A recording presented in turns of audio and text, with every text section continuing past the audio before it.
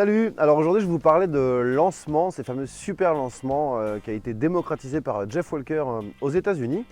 Je vais vous dire pourquoi je n'aime pas ça, la psychologie qui se cache derrière, comment ça marche. Je vais être encore une fois comme d'habitude très honnête avec vous, j'en ai fait. J'ai fait partie des premiers à le faire en France en 2007. Et donc on va parler de tout ça, puis vous verrez si vous avez envie de le faire ou pas. Ouais, donc je ne sais pas si vous me suivez depuis aussi longtemps, mais j'ai été un des premiers en France à faire ce qu'on appelait à l'époque un super lancement en 2007 avec de nombreux partenaires, des très gros, notamment Christian Godefroy à l'époque. Pour une formation sur Google AdWords, et effectivement ça avait très bien marché, puisqu'on n'a pas fait des millions, mais on a dû faire 150 000 € de chiffre d'affaires dans la semaine.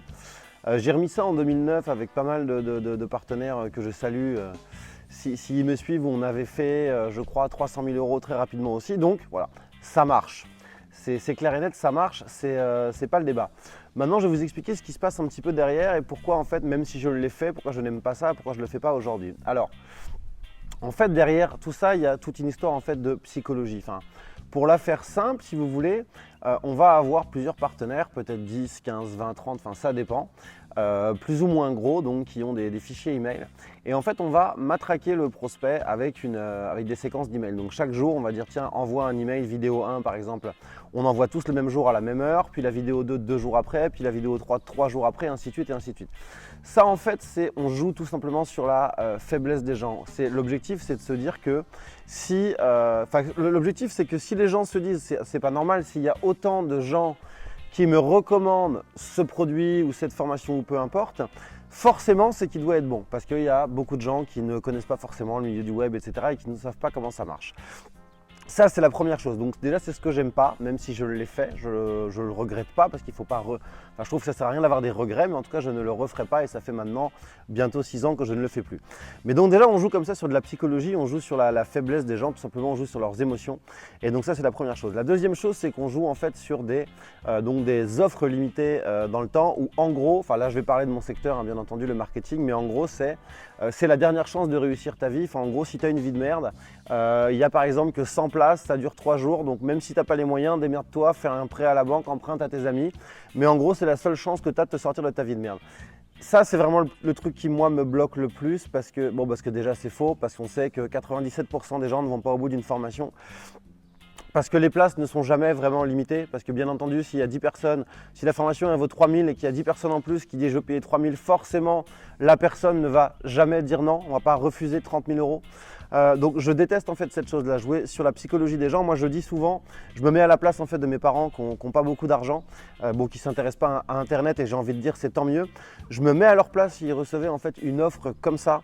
Je sais en plus que voilà, ils sont plutôt du genre assez, on va dire, comment je pourrais vous dire ça, un petit peu angoissés, un petit peu stressés.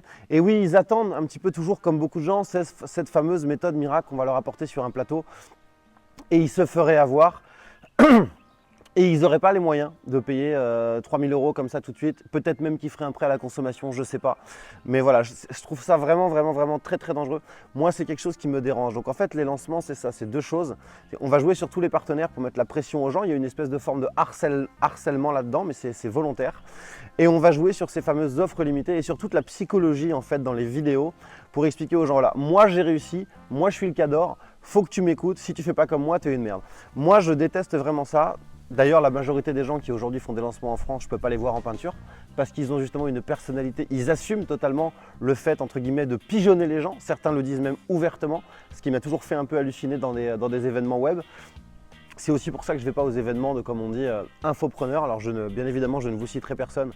Je ne veux pas de problème inutile, chacun fait ce qu'il veut, mais je déteste en fait, si vous voulez, cette mentalité plus que tout. Je dis souvent, je ne voudrais pas faire aux autres ce que je ne voudrais pas qu'on me fasse à moi. Ensuite, pourquoi j'aime pas ça non plus? Parce que, bien entendu, je suis tout le temps le premier à dire qu'il faut être dépendant de rien, de qui que ce soit ou de quoi que ce soit. Et donc, en général, les gens qui font ça ne font que ça et donc sont dépendants. Donc, si demain, ils ont prévu de faire 2 lancements dans l'année, qu'il y en a un qui se plante, c'est la moitié de leur chiffre d'affaires qui dégage. Donc, je trouve ça, si vous voulez, excessivement dangereux. Pour conclure là-dessus, en fait, ce que je voulais vous dire, c'est mon point de vue.